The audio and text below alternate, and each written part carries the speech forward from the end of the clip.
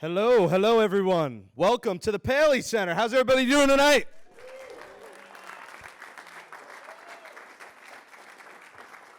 I'm Jake Brown, your MC for the night, co-host of Amazing But True and Gangs All Here, a New York Post sports podcast, executive producer of all of our shows. Welcome. I'm a Queens guy, Mets fan. Glad to have our special guest here today.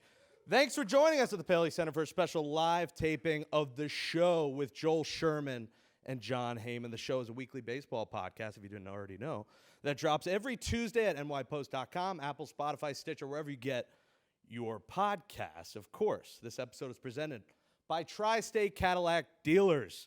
Visit your Cadillac showroom today. Be iconic. Go get a Cadillac.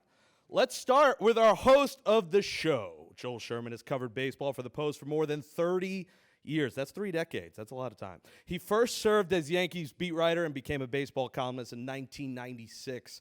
Sherman also has worked in radio and TV, most notably as an analyst on MLB Network since 2013. Give it up for Joel Sherman.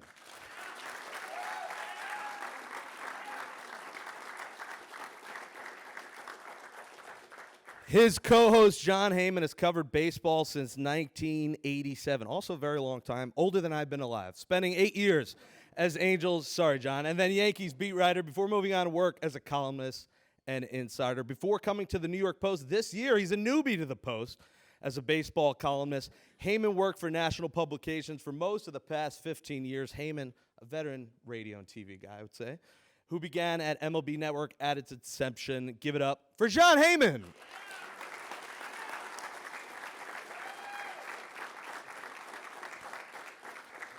And tonight, we're so happy to welcome 2 special guests, both part of the best broadcast crews in baseball. I'm going to start with the best broadcast boost. I'm sorry, Coney. You told me last year. You said GKR are the best. They are number 1. The ratings, everyone says it. Both great, number 1 and 2. But we're going to start with Ron Darling. 1/3 of GKR, Gary, Keith, and Ron on the Mets broadcast on SNY for 16 years now. Since the network launched, he can also be seen and heard on MLB on TBS, as well as MLB Network. He played 13 seasons in the big leagues, 9 coming with the Mets, 1986 World Series champion. Let's give it up for the All-Star Gold Glove and Emmy winner, Mets Hall of Famer, Ron Darling.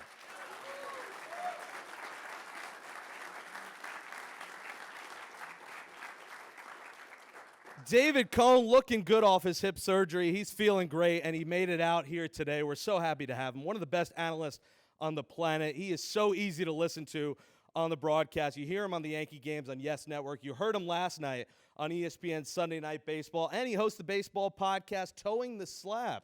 Check that out as well. Coney has got a ring for every finger, winning 4 with the Yankees, 1 with the Blue Jays.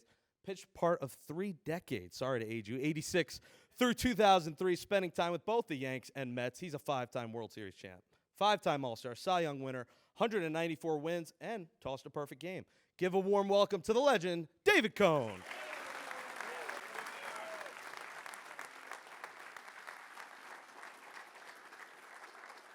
Let's open up the show with Joel Sherman and John Heyman. Joel, take it away. Thank you to Jake Brown, who did all the stuff that I hate doing at the beginning of every show, so that was really helpful. Thank you so much for coming here. Thank you to the people at the Paley Center. Especially thank you to Ron and David, who were one text, hey guys, would you do the show? Yes. Yeah. And I will embarrass them further with this introduction. If you listen to me and John do any previous podcast, you know one show we did, who was our favorite players and least favorite players, people seem to like that better, to cover. And my favorite player to cover in all those years was David. Wow. The most right. the most honest, open, revealing, without understanding the nuclear codes he couldn't give away, but he took you inside the clubhouse and inside the psyche of a team. I was forever appreciative of it. Ron played with the Mets while I was covering the Yankees, so I didn't really cover Ron, but I work at the MLB Network. I work at the MLB Network with Ron, and I will hope he's not embarrassed. My favorite person to work with at MLB Network, sorry, John. My favorite person to work with at MLB Network for all the same reasons. Smart and insightful, never gets old. And Ron Darling is smart and insightful on everything, particularly baseball. So it's always a joy to work with him. Thank you. And so I feel like that is enough of me, so why don't you open us Yeah, up, John? I mean, we're going to talk a lot about the Subway Series, but I always have one question for two guys who had great careers. Both were on the Hall of Fame ballot. I actually voted for David Cohn. I actually told him that I voted for David Cohn for the Hall of Fame, and I think he reprimanded me and told me I made the wrong vote or something like that. I don't know whether you were kidding or not, but I wanted to ask you, since we have the opportunity here, we just saw the Hall of Fame. Obviously, Big Papi got in, Jim Cott got in, and Tony Oliva and Buck O'Neil. A lot of people got in. How have the writers done with the voting? Are we too tough? Are we too easy? And is there somebody, one or two guys that you guys played with that you think we missed, that you think we blew? I have one, but I want you guys to go first. You go. Okay. We talked a little bit before. I think the whole system should be revamped. I think you should bring in somebody like Tom Tango and have a mathematician involved with the process to make it maybe seem more fair. But I understand there's control issues and there's more than meets the eye with the whole system. So with that being said, I think you've done a pretty good job. I think certain generations might be underrepresented. That somebody born in 1963 maybe through on up through that generation that played in the 80s and 90s. But no, all kidding aside, there's two players that I played against, and I'll keep it to that. I mean, we can make arguments about so many people. I'm glad Buck O'Neil finally got in. Sure. I'm glad Marvin Miller finally got in. Two guys I played with I thought were really, really quality people. You can't think of Alan Trammell without Lou Whitaker. I think they should be in together. They were great together. Lou Whitaker's just a fantastic player. He was tough to get out, beautiful left-handed swing. And another guy that was one and done was Kenny Lofton, a great center fielder, really good player that just didn't get his due. So those are the two that I think of right away. Yeah, I think you guys do a fantastic job as well. I think it's challenging as we go along. We have more and more information. I think it becomes more and more difficult to kind of distinguish the people that you're looking at. And I think a great example is this year, because we have room not only for Big Papi and what he did in Boston, but we have room for Jim Cott. We have room for Tony Oliva and Buck O'Neil. All of that is great. And the player I played with was the best player I ever played with was Keith Hernandez, and he belongs in the Hall at some point. Wow. Yeah, and Keith is going to be on the Modern Era Committee, which we don't vote for, but he has a chance to be on that ballot this year and actually get in. Don Mattingly might be on that. All the steroid guys from this era might be on that. There's only going to be eight names on it. I just want to say one thing about the Hall of Fame. We've been voters for a long time. When you get the ballot, it is a little daunting. Like, there is a screening committee. I'm actually part of the screening committee that gets people onto the ballot. And, you got to play 10 years with distinction. And so, like any kid who played Little League, you would say, who's the worst guy on the ballot? I'll take that career, because it's a top 10% of all-time career. And I'll say this about you, David, is you fell off after 1 year, but I would say there are people in the Hall of Fame who didn't have as good a career as you. Like, you were a guy I had a lot of trouble with, because part of my process is I sit there and say, whose career would I want? Well, you won championships. Your teams won championships in part because of you, like how good you were. And like, I put a lot of credence into that. And I think there's people in there not quite as good as you. And so I think now, as a broadcaster like Jim Cott, this will come around again. And I wouldn't say don't book a room in Cooperstown one day. Yeah, just to add on that, I voted for David because, I mean, to me, I'm not about compiling stats. You don't need 300 wins or even 200 wins. To me, it's about what you contributed to the game. He had 5 rings. He pitched fantastic when it counted. You won a Cy Young, right? You won a Cy Young. You had the perfect game. Joel's better remembering everything that you did in your career, I'm sure. But when I looked at it, I said, this is a career that I'd want to have.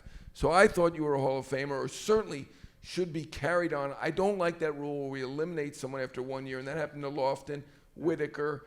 Mattingly's the guy I voted for. He wasn't eliminated like that. Fred McGriff's the guy I voted for. He wasn't eliminated. But too many players were eliminated after one ballot who were really good players. Whitaker's going to be on the ballot also this time, on that, not on our breaking ballot. news here? Yeah. I didn't know that. Yeah. Good for you. Well, this is why everyone should listen to the podcast, John. All right. I did not know. Let me take notes. So why don't we move this forward where we are right now? I think as we sit here today, which the day before the Subway Series, we've got 2 teams in first place.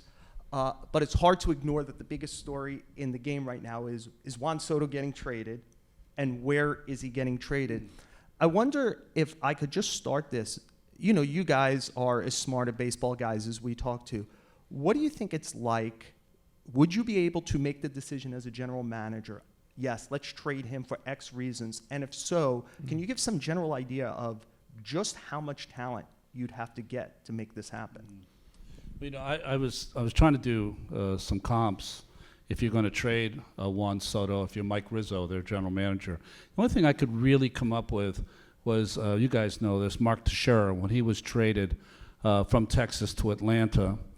Texas was able to get, I'm trying to remember off the top of my head now, so Matt Harrison, left-handed pitcher, Elvis Andrus, the shortstop, Neftali Perez became their closer.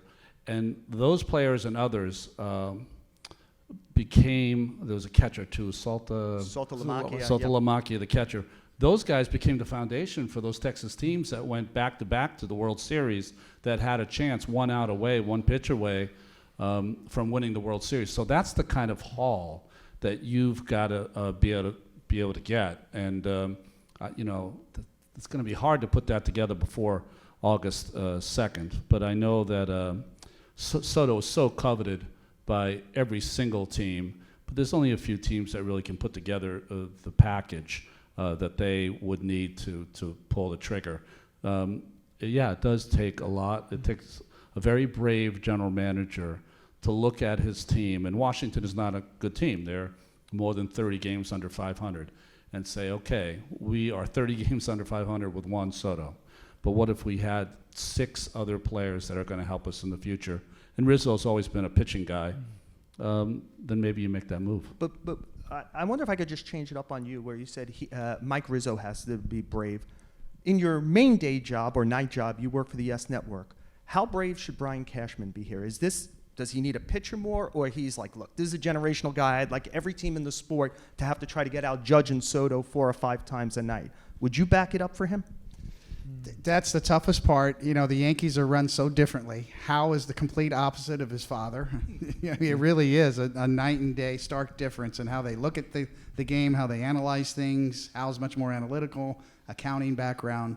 But this is Cashman's one shot. The Yankees need to do it right now. They really do. The window's there for them. The fan base is clamoring for it. If you've been to Yankee Stadium, the crowds are up. The ratings on the Yes Network are through the roof. Now is the time to strike. So you look at perennially the top 10 prospects list for the last 20 years.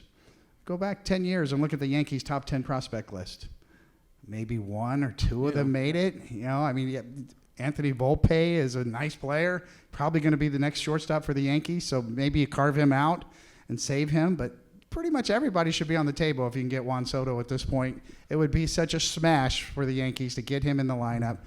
Obviously, a lot of different layers. Aaron Judge, what does that mean to his long-term prospects as a Yankee? Does it mess up the chemistry in the clubhouse? I don't know how Juan Soto, I don't know how he messes up any chemistry when you throw him in the middle of the lineup. Can I say one thing? And I'm going to, I was talking to somebody recently, and the person said, so I guess Sean's here. Jake, all these people. I haven't cursed yet on the podcast. Am I allowed to curse on the podcast?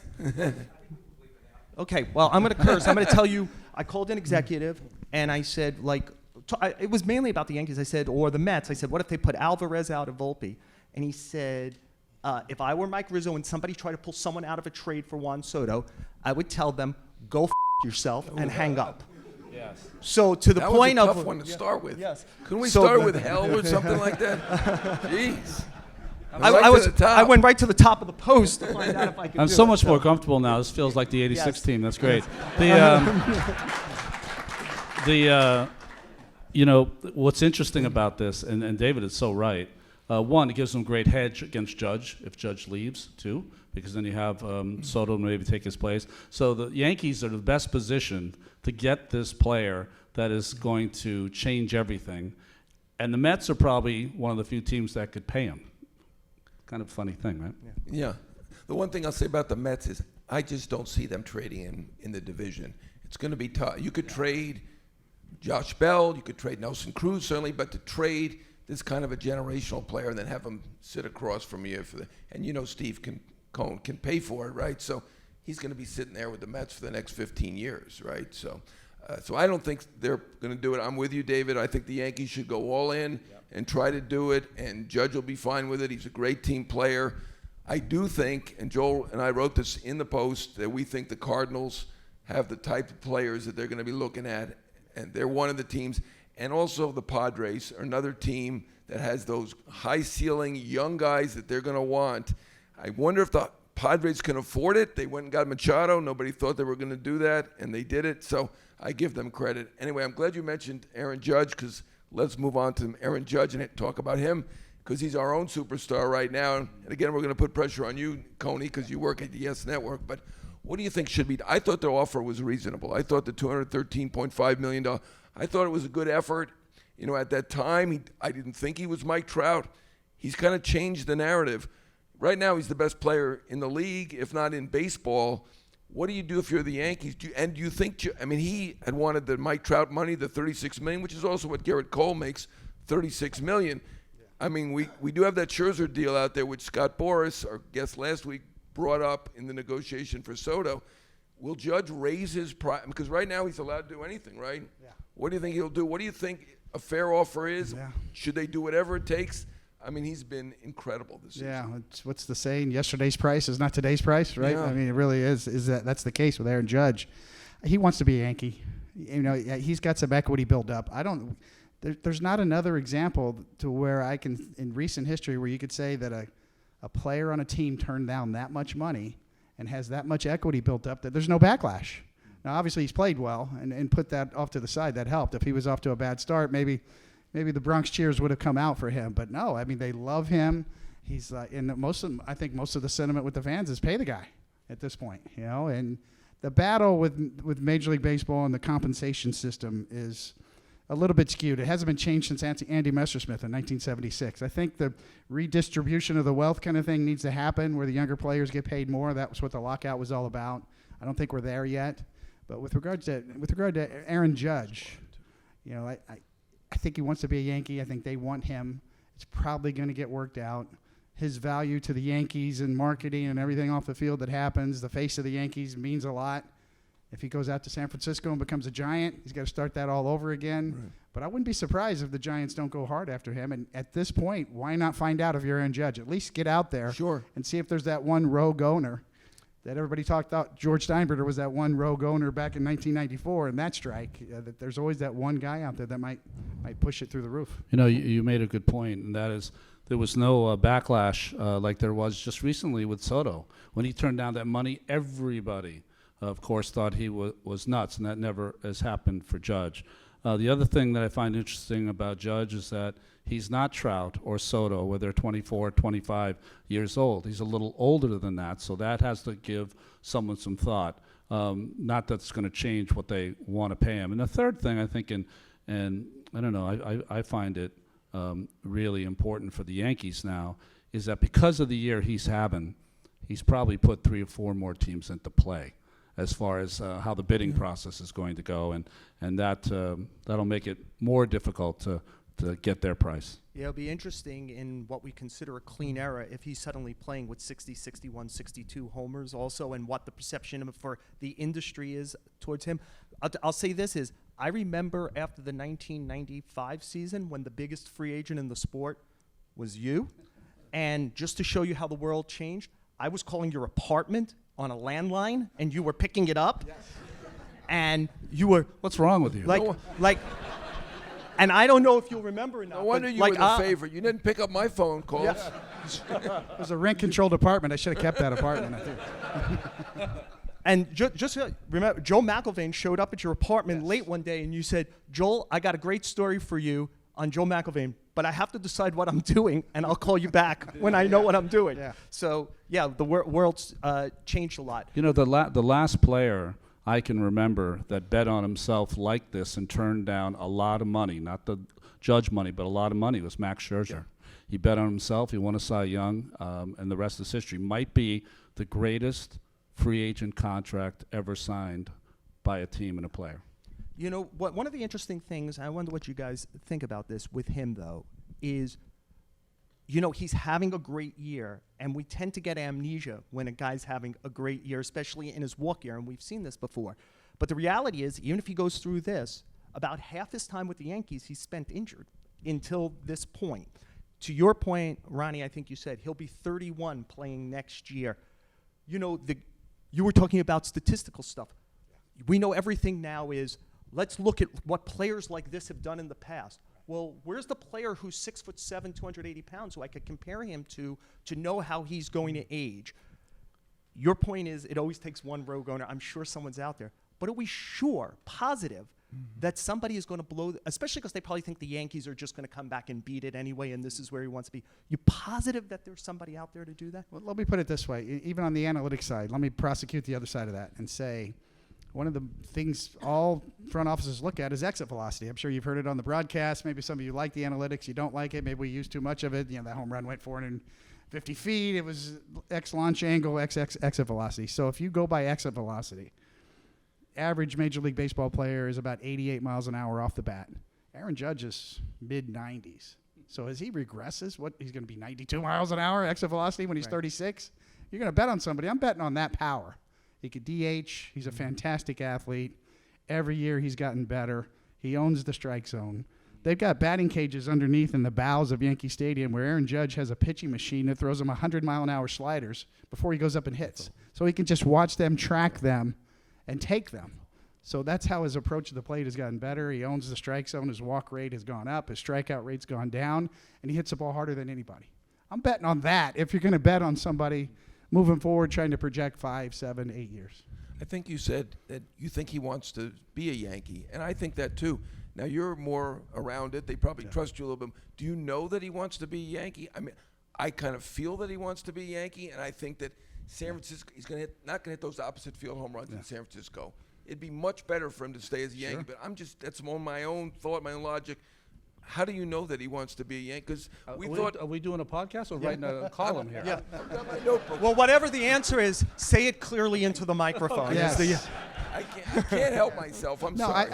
I based that on just his demeanor around the team. I interviewed him for Sunday Night Baseball, and he made sure to say he still has a good relationship with the front office. Things are still good. He appreciates them. The dialogue's ongoing. I think there was obviously a blip in the road when, nowadays the strategy is different. Major league teams are now throwing that offer out there and letting people know, letting the public know, hey, this is what we offered him. This is what he turned down. That puts the onus right on the player. Aaron Judge just swatted that right away. I handled that as well as he could, and he was pissed off. He didn't like the way that was handled. No. We didn't like the way it was handled because we had the number that morning. Yes. We wanted to break the story. So yes, and I think he was a little bit blindsided by that, but he handled it tremendously well, and he hasn't really said anything that has hurt his case. And he's not going to hold it against them because, Freddie Freeman and the Braves, they got into this thing, and Freddie kind of was upset the whole year, and obviously we know what happened. He went to Los Angeles for $162 million. I think we'd all like to, at least I would love to be in Los Angeles for $162 million. You wouldn't expect him to be weeping to have that contract and be a Dodger, and it didn't wind up the way he wanted it to wind up. I mean, is it possible it gets to that? Well, I think that there's a lesson to be learned there, absolutely, that you're in control. And the Yankees have always been run that way. The Yankees have always been the Yankees in terms of, hey, you circle back to us before you go somewhere else. You go out there and find out what get your best offers, and you come back to us. And that was the George way of doing business. And back then, you used to have to go right to George directly if you were a player or a free agent. That's no longer the case, but that's still in play, whereas, okay, Aaron Judge, the Giants offered me this. Hey, Cash, this is what I've got. And then there'll be that last circle back around before there won't be a Freddie Freeman type situation here where there's miscommunication or my agent didn't tell me or who knows what really happened there. Yeah, I'll say this is I think it's another reason. I think we mentioned this earlier why they should get Soto. It does give them some hedge. If he does end up in San Francisco, it's not a bad replacement. Look, we're sitting here the day before the Subway Series, and I wrote a column about this today. Buy your New York Post tomorrow. That it's about perspective. April 7th is opening season. If we're having this conversation the night of April 6th, and I tell you the Yankees are going to be best record in the American League, turning the AL East into Secretariat in the Belmont, just running away from everyone, and the Mets, without a single game thrown by Jacob deGrom, are going to be in first place with the second best record in the National League overall, every fan would go, let's sign us up. And yet they've wobbled both teams a little bit over the last week to 10 days, 2 weeks, and it's like, go get Soto, go get Castillo. Your team stink. So as we get to this date where they're playing each other, two of the better teams, two of the teams we probably think could win the World Series. Ronnie, I wonder if I could just say, let's do it Mets Yankees. Where do you think the Mets are right now? Are they as constituted a championship team, or do they have a lot of work to do? I think they are a team that is going to definitely be in the postseason. I think they're a couple of people away from being a championship team, and it doesn't have as much to do with them as it has to do with other teams. I get to see other teams. I get to watch the Yankees and the Dodgers and Houston, which everyone always forgets about. That team is outstanding. So the Mets have the foundation to be a championship team. With the addition of DeGrom, if he comes back, it changes a big scenario about, the whole thing is that you have to win your division now. If you don't win your division, you're really in trouble trying to get through that gauntlet of October.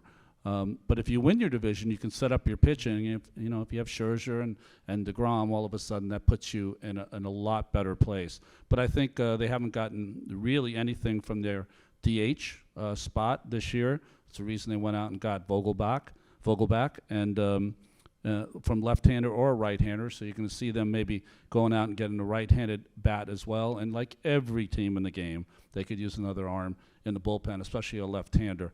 I'm surprised that David Robertson's going somewhere. I just recently saw him in Chicago, and he looks like the 2009 version of David Robertson. Matt Moore, I don't know if you guys used to be a real good starter with Tampa Bay. He's given up 8 runs in 44 and 2/3 innings, not 1 home run.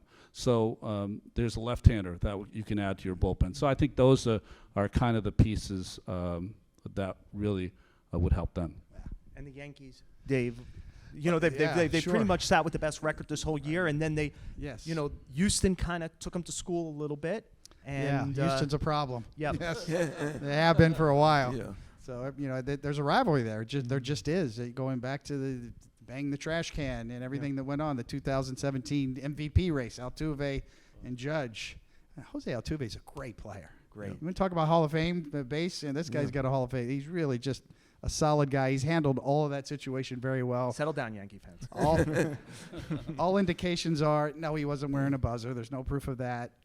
He really wasn't. He is the type of hitter that actually liked to know the trash can banging thing. That was more some of the other guys on that Right. team that really wanted to know. Take that for what it's worth. But yeah, Houston's tough. The Yankees, bullpen's a problem. Michael King's a huge loss. He was having a breakout year. He was the guy to set up Holmes. And I'll say both teams have great closers. Edwin Diaz is having a historically great year, especially in terms of strikeouts. He's locked down at the end of the games. So that makes the Mets scary with DeGrom and Scherzer if they're both going. So Yankees, who's their number 2 starter? Garrett Cole is, to me, a preeminent, durable in his prime number 1 starter. Is Luis Severino come back? Is Nestor Cortez, Nasty Nestor, start game 2? What's the deal there? So Luis Castillo is really a big name for them to try and get if they can get him. That changes the whole equation for them. So if I could just follow, because you were big for them with Soto, it's interesting. If they felt they only had the prospect collateral to get Castillo or Soto, and they felt they could go to the front of the line, who would you do? Well, long term, it's Soto. Obviously, there's no question. That affects you for the next 3 years at least, and then even if you don't sign him, so yeah, Soto's the guy. But for right here, right now, your needs, as we speak, real time, it's Castillo. Now we're talking about the issues that these teams have now, but I want to go take a step back a little bit. At the beginning of this year, did you guys see this coming? I know that Aaron Boone was on MLB Network with us, and I said, basically, what's it like to manage a third-place team? I did not see this team. I thought Toronto was the best team. Yeah. I thought the Yankees were in the mix for 2, 3, and 4, and same with the Mets. I thought the Braves are the world champions. Both teams have had great first halves. Were you smarter than me? Did you have these teams at I'll the answer top? that, yes.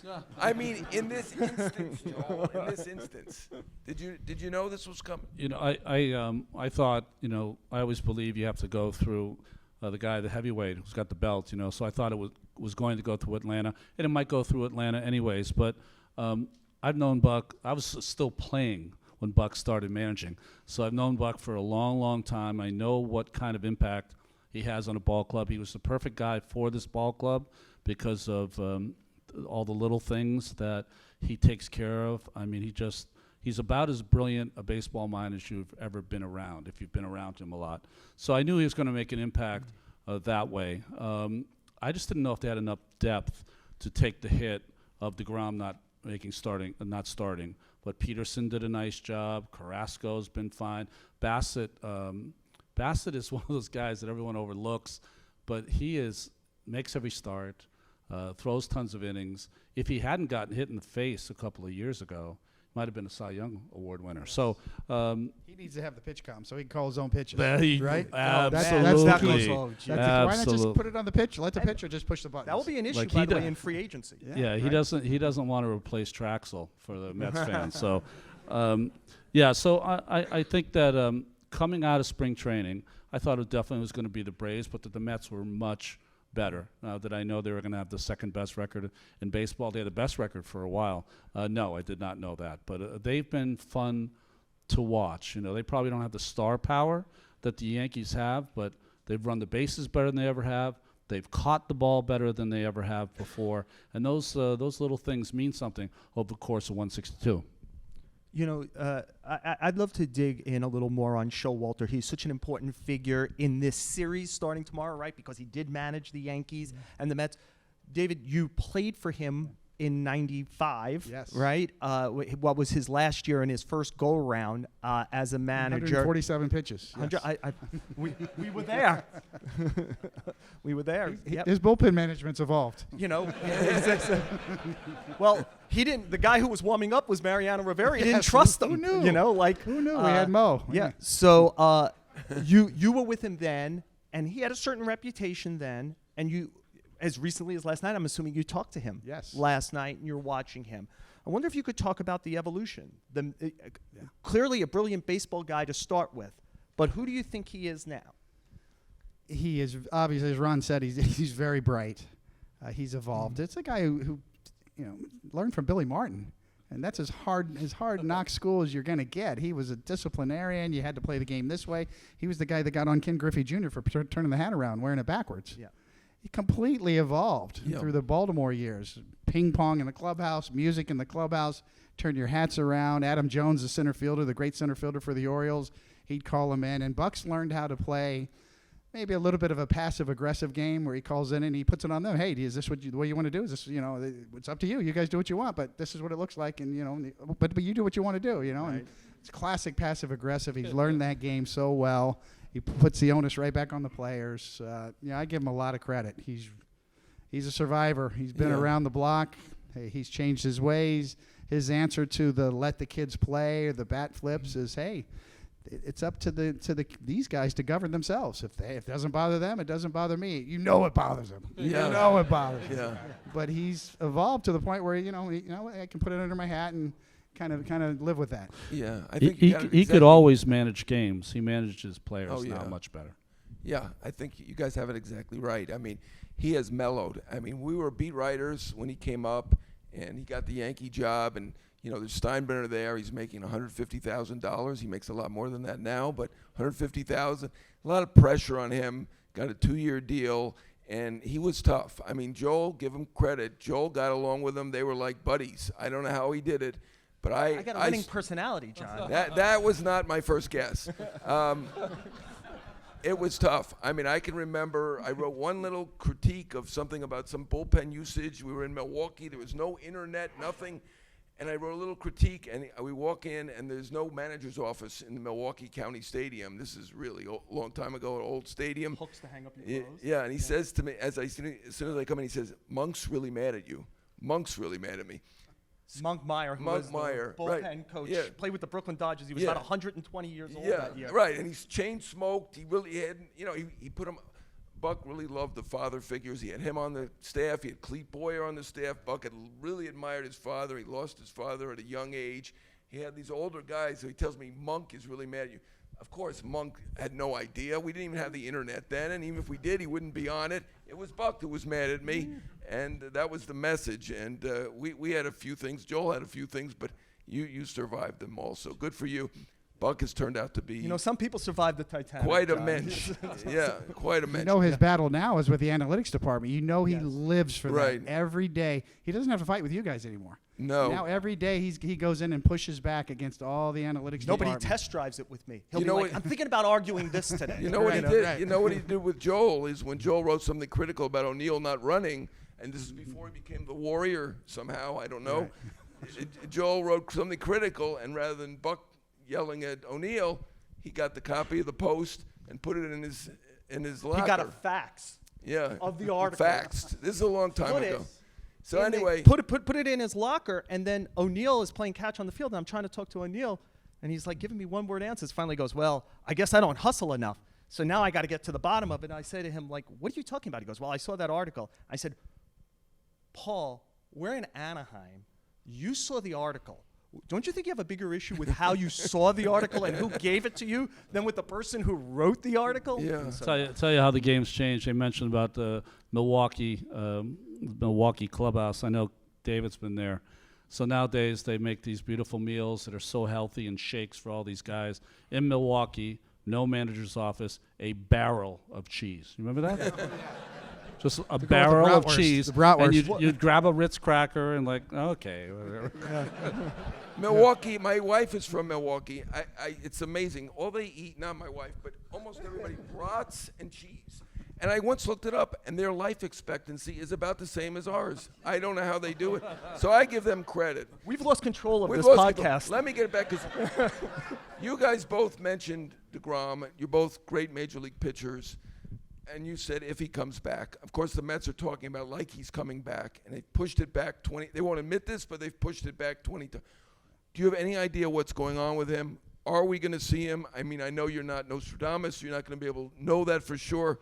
Do you think we'll see DeGrom this year and ever again as a Met, or you think he's gone?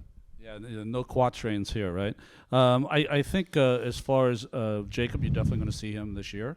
He will pitch this year. You know, he has an opt-out in his contract that he said he will exercise. Who knows if that's going to happen or not because he hasn't pitched yet. But you will see him on the mound, I would say, within the next 2 weeks. And then we'll see how long that lasts. You know, this is a delicate thing. I've played with a lot of pitchers that that have either, you know, have a hard time coming back or have an injury that they just feel if they pitch they're going to hurt themselves. And then there's a whole, you know, and David, when we played, I hate to always say something like that because it makes it feel like it was better. It wasn't better. It's much better now. But the only way you got paid was to play. Like you had to go out there 33, 35 times. That's the only way you got paid. It's a little different now. So, you know, I think he's definitely going to be back. He's positioned to come back probably in the next 5 or 6 days. But he will pitch. How long that is, I do not have the answer to that. You know, Coney, I wonder if there's something you mentioned before, throwing the 147 games against Seattle. It's literally, 147 pitches against Seattle in the division series in '95. You're going into free agency that offseason. You had thrown like 130 in game one. You probably threw as many innings that year for the two teams you pitched with. I wonder if you could talk about that balance between protecting your earning potential and wanting to do something great for you and your teammates in your career. Because it feels a little bit that's where DeGrom is right now, to Ronnie's point, right? He's going to opt out at the end of the season, and it feels like he's the waiter balancing, like, well, this team's got a shot to win, but I don't want to overexpose myself and lose my chance, maybe my last best chance at the big payday. Well, two things about Jacob is that. One is he's already shown in his rehab appearances up to now, he's still throwing 100. The arm strength is there. Yeah, he felt a little stiffness or whatever. The understanding your body and the difference between pain and injury is the quandary for every athlete and anywhere, in any sport. You know, understanding that difference is the key.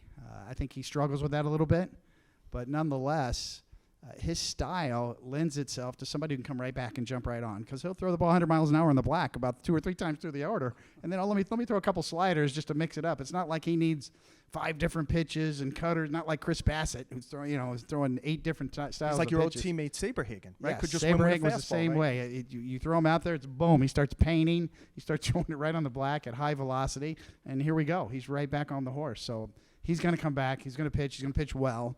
Whether he opts out or not, that's interesting. With this track record of injury, and if he does opt out, how that plays out remains to be seen. But DeGrom and Scherzer, with Edwin Diaz closing games, the Mets are dangerous. They get some slug. They get one more bat or get somebody to pick up the slack. They get on base a lot. They do all the little things well, as Ronnie said. Secondary leads. That's one thing the Yankees did this year really well. Aaron Boone feels more comfortable in his skin now that he's been renewed and he's been there a few years. He's like, hey, I want to. We've actually seen the Yankees hit and run a couple times this year, but they're getting secondary leads. They're catching the ball. Did we see this coming with the Yankees? No way. The whole left side of their infield's different this year starting out. They got rid of Gio Urshela and moved Glaber back to second. And, who's this Kiner Falefa guy? And isn't that a street food, a falafel? I don't know. What the hell is that? He's playing shortstop. And Josh Donaldson? Wow, we're going to pick that contract up. Josh Donaldson's been Gold Glove at third, even though offensively he's been down. Yankees are catching the ball this year. They've reversed all the weaknesses they had. The base running component, very underrated. Catching the ball component.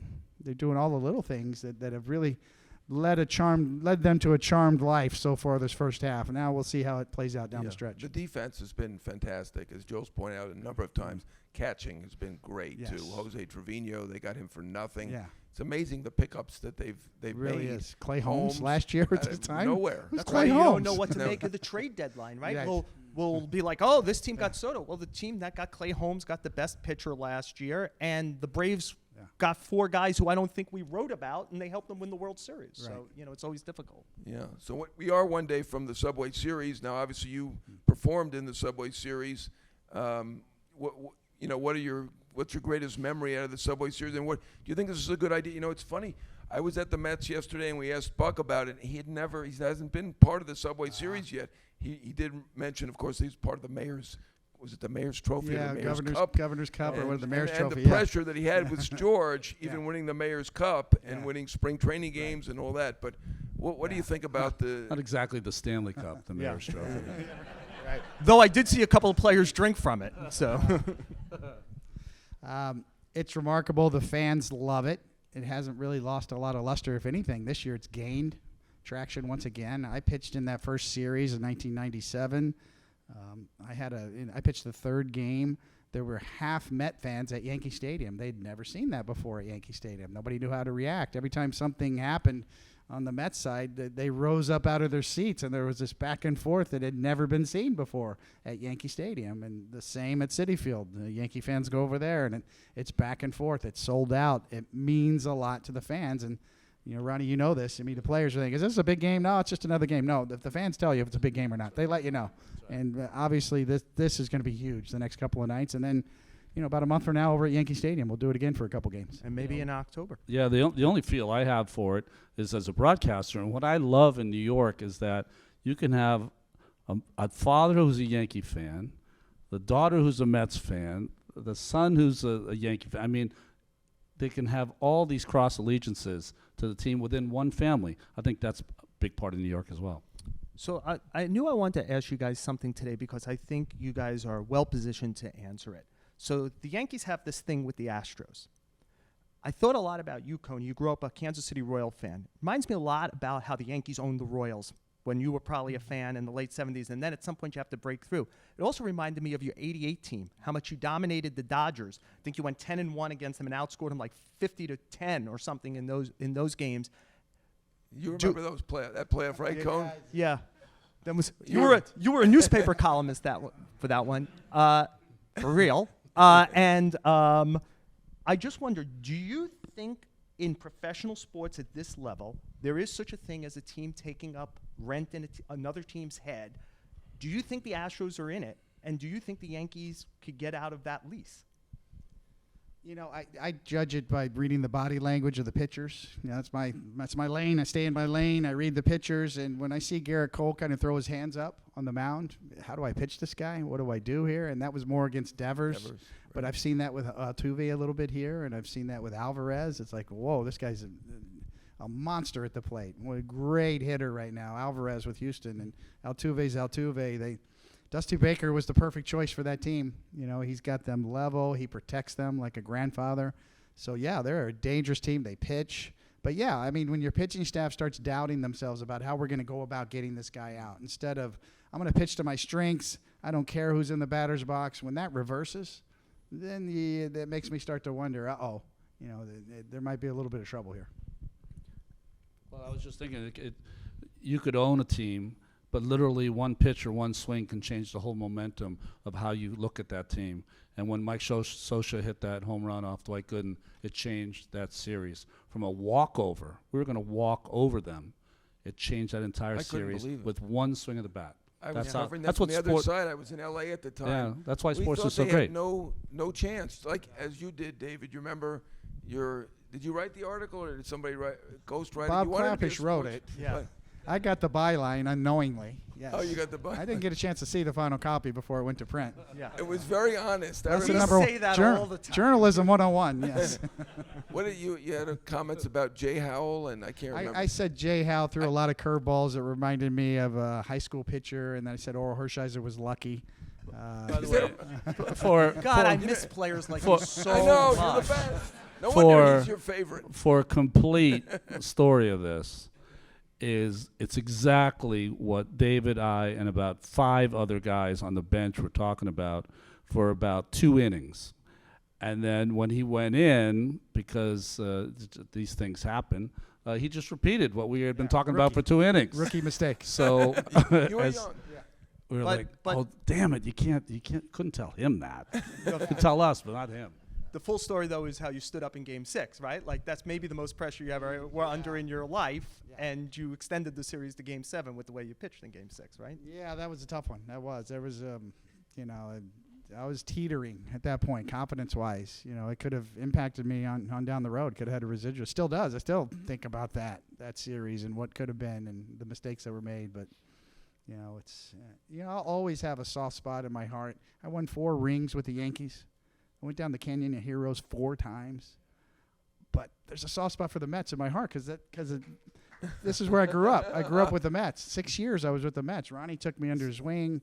Keith was great to me. Rusty was fantastic. Moved to the city. They taught me how to love New York. Taught me that I'm still living in the city all these years later. My whole adult life has been in Manhattan.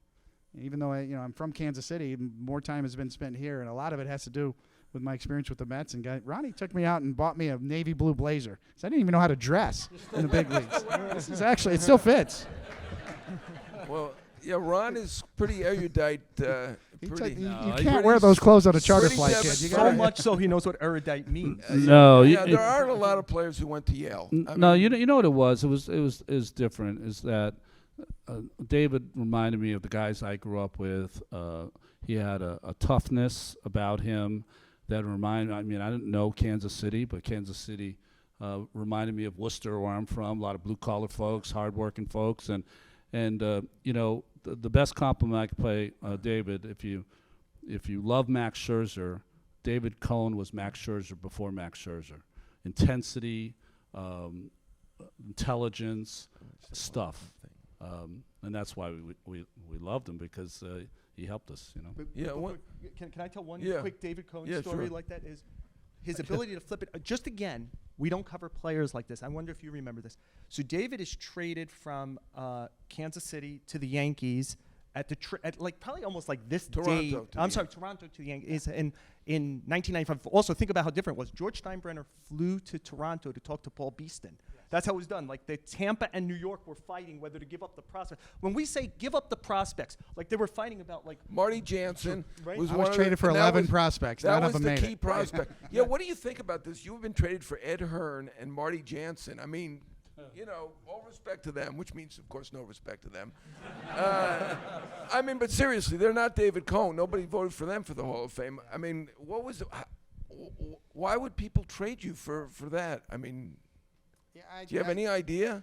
Toronto, you're the same thing, nicest free guy in the agency. Well, Toronto. Jeff Kent is on the Hall of Fame ballot. Yeah, that's right. but That he trade, wasn't Jeff Kent that was great a did- player at that time. Yeah. You know. Yeah, Did you ever I think think about that, or am I just bringing it up? Well, wore out my welcome, maybe. Yeah, wherever I went, a little bit. Toronto was in the same spot. They were turning over ownership. I was a free agent. They knew it was fairly remote that I was going to sign back with Toronto. They knew I wanted to be in New York. Paul Beeson actually did me a favor by dealing directly with George Steinbrenner because he knew that's where I wanted to go. I still have my apartment in Manhattan. Nobody was ever more prepared to get traded to the Yankees than me. Trust me. I still had my apartment there. All I had to do was go up the FDR instead of making a right to go to Queens. I made a left to go to Yankee Stadium.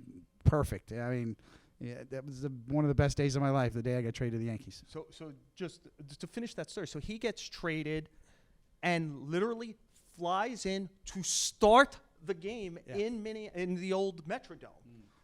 And David was so good with the reporters, it's like an hour and a half before the game, we go into what was the Vikings the Vikings locker room, and we're interviewing him.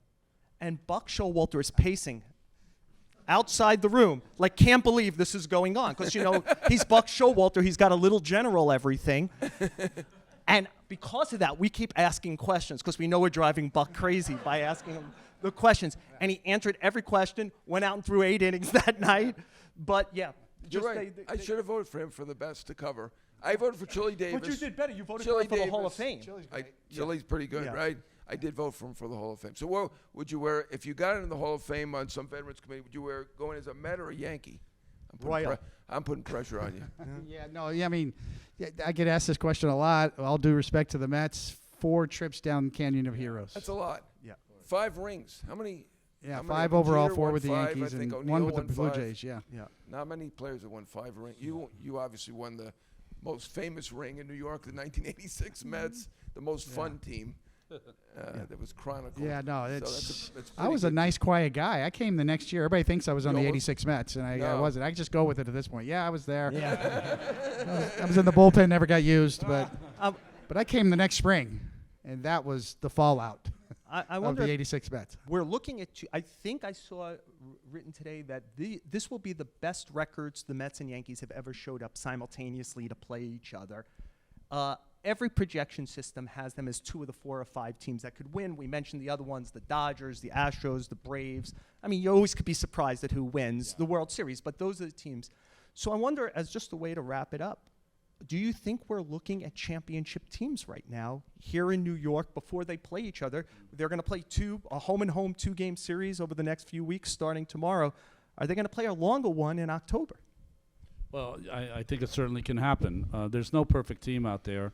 Even the Yankees could use a couple of pieces. The Mets, of course, could use a couple of pieces as well. But in not following the Yankees every day and in following the Mets every day, there are so many little things that have already happened that you say to yourself, I mean, how could that happen? How did that call go their way? How can this pitcher throw a gem? How can this kid from the minor leagues, Adonis Medina, can't even pronounce his name, he saves the game in Los Angeles. It's those little things for players, they build up, and then you start to think, uh-oh, we might have some magic working here. And once you have good players who play the game well, and you feel like you have the magic on your side, anything is possible. So maybe we'll have 2000. That would be fantastic. Get to sleep in your own bed every night if you do what we do. So It feels like the Mets and the Dodgers are on, it's like 1988, a collision course again. And it feels like the Yankees and the Astros are going to have to solve whatever issues they have. It feels like it's going to be an epic playoff season.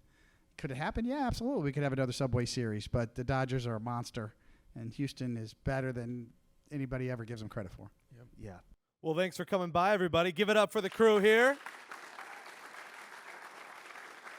Big thanks to the Paley Center for having us. Thanks to Cadillac for sponsoring the show. Be sure to listen to the show. Apple, Spotify, wherever you get podcasts.